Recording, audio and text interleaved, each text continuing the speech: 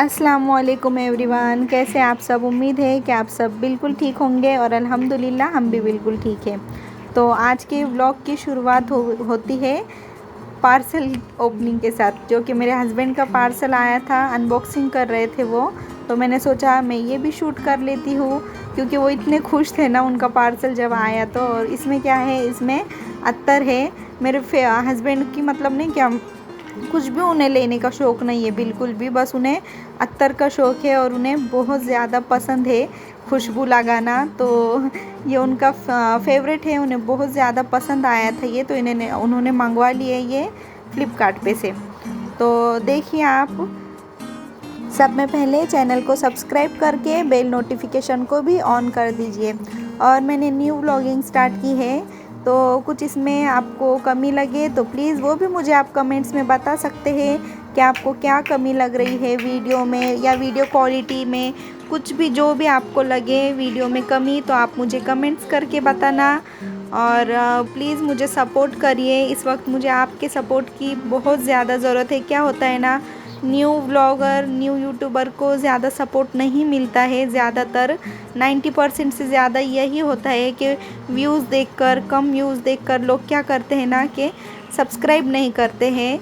जिसके ज़्यादा सब्सक्राइबर होते हैं उन्हीं को लोग सब्सक्राइब करते हैं। तो प्लीज़ आप मुझे सपोर्ट करिए, क्योंकि मेरा न्यू है ब्लॉगिंग का चैनल और इंशाल्लाह आगे आपको बहुत अच्छे इस पर वीडियोस मिलेंगे, क्योंकि हमारा बेबी भी आने वाला है और माहिरा का भाई या बहन आने वाला है। तो आपको इंटरेस्टिंग वीडियोस भी मिलेंगे, हाँ, प्रेगनेंसी से रिलेटेड भी वीडियोस मिलेंगे इस पर चैनल पर मेरे ये। और मुझे बस यही कहना था आपसे कि प्लीज़ आप मुझे सपोर्ट करिए, क्योंकि छोटे यूट्यूबर्स को ज़्यादा सपोर्ट नहीं मिलने की वजह से हम डीमोटिवेट हो जाते हैं। बहुत ज़्यादा होता है ऐसे, मेरे साथ भी हुआ है। पहले भी मैंने एक चैनल स्टार्ट किया है, लेकिन उस पर भी सब्सक्राइबर तो उस पर बढ़ गए, लेकिन क्या होता है ना, वो चैनल मेरा सारी फैमिली वालों को पता है। तो सब में ज़्यादा डीमोटिवेट करने वाले हमारे फैमिली में से भी होते हैं, ज़्यादातर तो यही होता है। इसलिए मैंने न्यू चैनल स्टार्ट किया और इसके बारे में मैंने किसी को भी नहीं बताया है। बस आप लोगों से मुझे उम्मीद है कि मुझे आप सपोर्ट करोगे, तो आगे इंशाल्लाह जब चैनल ग्रोथ होगा तो सबकी मतलब सब चुप हो जाएंगे। जो भी जिन्होंने भी मुझे डीमोटिवेट किया है पहले मेरे चैनल को लेकर, मुझे बहुत बातें सुनने मिली थी उसके ऊपर से। होता है ना कि स्टार्टिंग में कोई सपोर्ट नहीं करता है, जब आप आगे बढ़ते हो ना तभी आपको सपोर्ट मिलता है। तो पहले तो मैं उसी चैनल पर, मेरी रेसिपी के चैनल पर ही व्लॉगिंग स्टार्ट करने के बारे में सोच रही थी। फिर मैंने जो रवैये देखी अपनों के, जो रिलेटिव्स के अभी तक इतने ही हुए, अभी तक उतने ही सब्सक्राइबर हुए। अरे जब मैं उस पर काम ही नहीं कर रही हूँ, मैं उस पर वीडियोस भी अपलोड नहीं कर रही हूँ, तो कैसे बढ़ेंगे ना सब्सक्राइबर।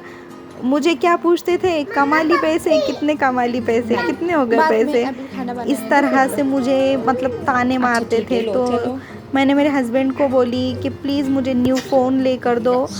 तो बहुत मुश्किलात के बाद ये फ़ोन आया है। इसकी स्टोरी भी मैं आपसे शेयर करूँगी अगले व्लॉग में। किसी बड़ी मुश्किलात के बाद ये मैंने फ़ोन लिया है। मेरे हस्बैंड ने भी मेरी हेल्प की है ये फ़ोन लेने में।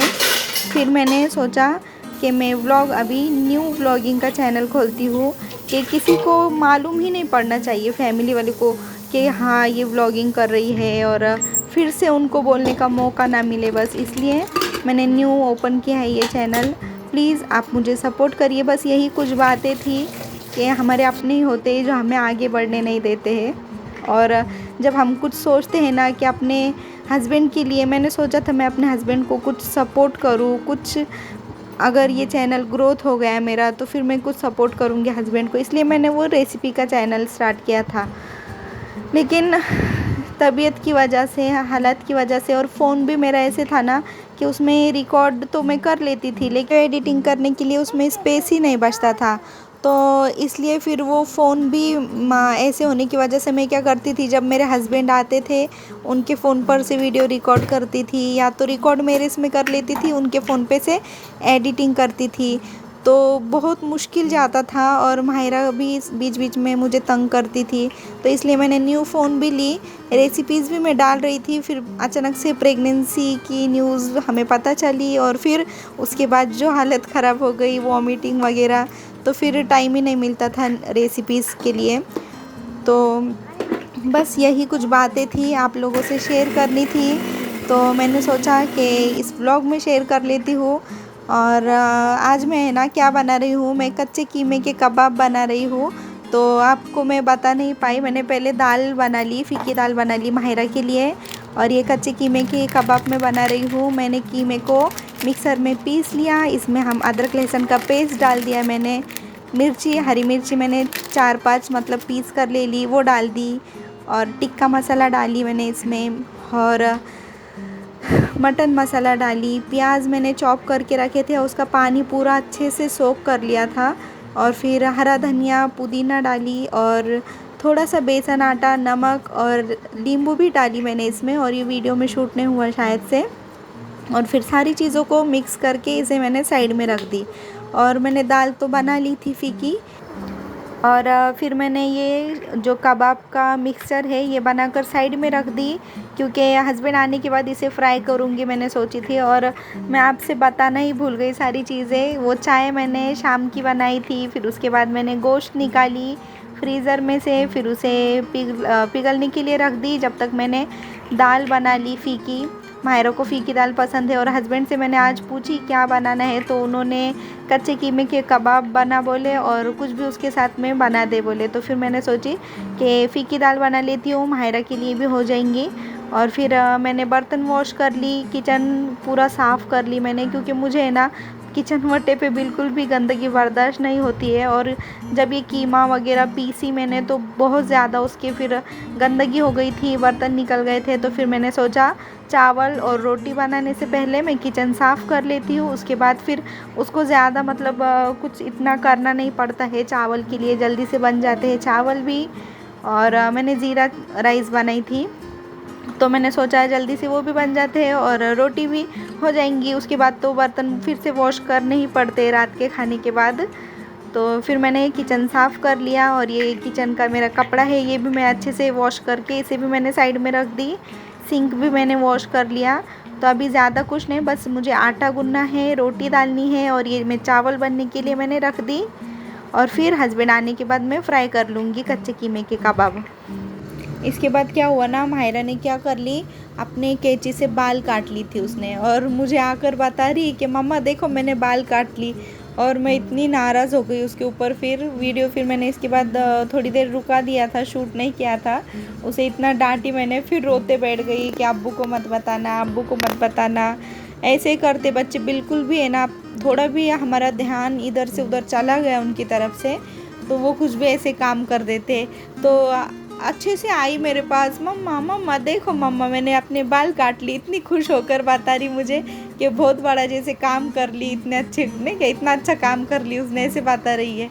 और मैं उस पर नाराज़ हो गई ना, तो उसने रोना शुरू कर दी। फिर मैं उसे चुप बिठाते बिठाते आधा पौन घंटा मेरा हो गया, तो चुप ही नहीं हो रही थी, डर रही थी कि मैं उसके अब्बू को बता दूंगी उसका नाम।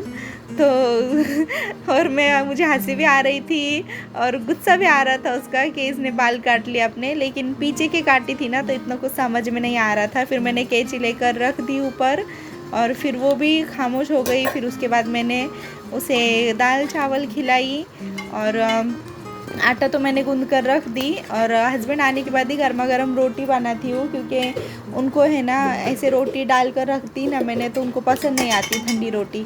तो इसलिए वो मुझे हमेशा क्या कहते हैं कि सब बना कर रख दो तुम, बस रोटी में आने के बाद बनाना। तो फिर उनके आने के बाद मैंने रोटी बनाई, और ये माहिरा को मैं खाना खिला रही हूँ अभी।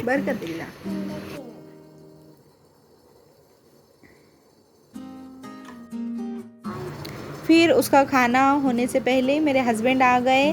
फिर उसको मैंने खाना खिला ली। हस्बैंड को भी भूख लग गई थी, तो फिर उन्होंने कहा कि जल्दी से फ्राई कर दो कबाब।